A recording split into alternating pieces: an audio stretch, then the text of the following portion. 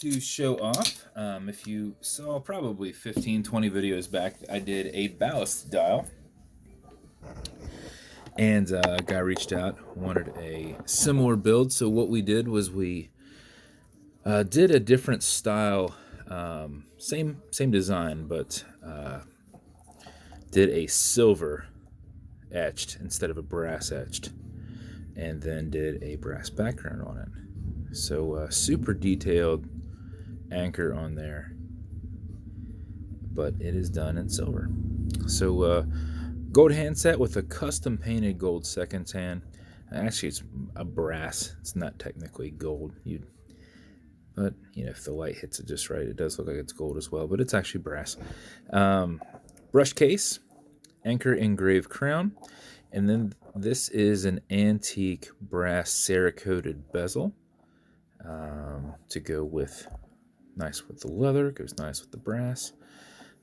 Gilded rotor in the back, stainless steel movement holder, though you have to kind of see it from the side there. A little protective cover still on here. And a low profile exhibition case back. And then this is one of my custom two-piece Italian leather straps. I think whenever I pulled this out, I only had like 2 left. So these are been near and dear to me for a while.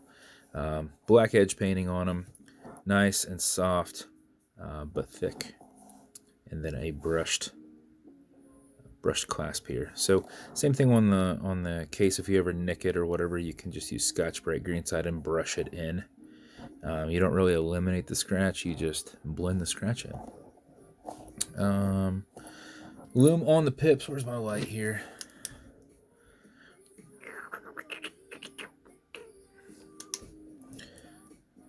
So there's the loom presentation on that. That's the build. So hopefully he likes it. I thought it came out pretty awesome. The detail on the dial is pretty awesome. I liked it a lot. And that's all lasered. So we just took an image and lasered it on there and then distressed the dial just a little bit. So lots of precision to it, but still came out super unique. So with these are held on with a tension ring. They are not clickable bezels, so you can turn it left, you can turn it right. I just make them a little bit tighter so that they don't just move, accidentally. And then this is an automatic mechanical, so you can wind it, you can wear it, you can put it on a watch winder. But if it's dead or you're not going to be very active, like driving in a car, sitting at a desk, etc., just make sure you wind it just a little bit before you put it on, just to make sure that what little movement you're doing and moving the rotor around, you're not going to lose time throughout the day. So what you do to do that is you back the crown off the threads until you hear it and feel it clicking. At that point, you can wind, and a wind is a turn away from you. Turning it back towards you doesn't do anything, but it doesn't hurt it. And you can wind it back and forth if you like, which is how I do it.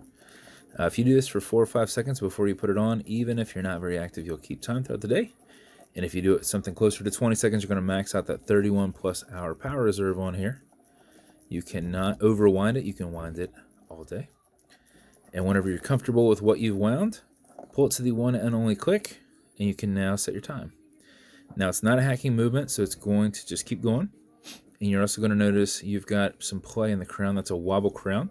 It deflects lateral pressure from going into the stem and into the movement. So when you're pushing and prying on it, it is rolling.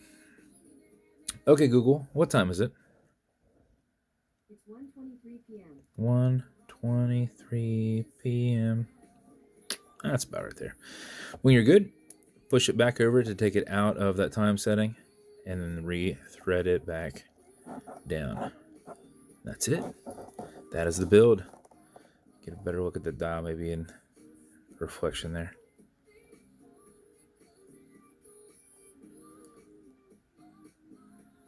All right.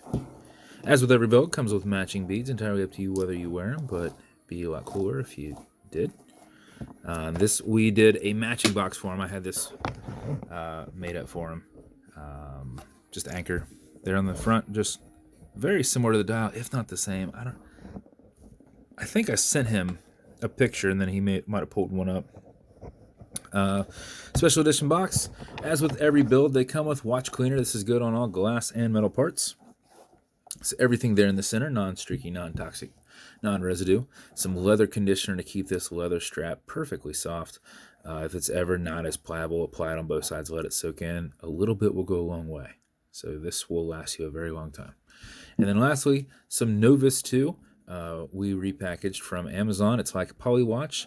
This is an acrylic glass, and you can scratch it, but if you do, put a tiny bit on there, buff against the scratch, filling the scratch, and buff it out using your included microfiber. It takes probably 20 seconds to do. But just go against that scratch. Don't remove the Novus from the scratch by going with the scratch. So that's the build. So hopefully you like it, buddy. I appreciate you, man. And thank you for reaching out to me. And if you want me to build you something custom and unique, reach out and I'll see what I can do. And if you want to continue to see videos like this, like and subscribe as I put them up all the time. Thanks, guys.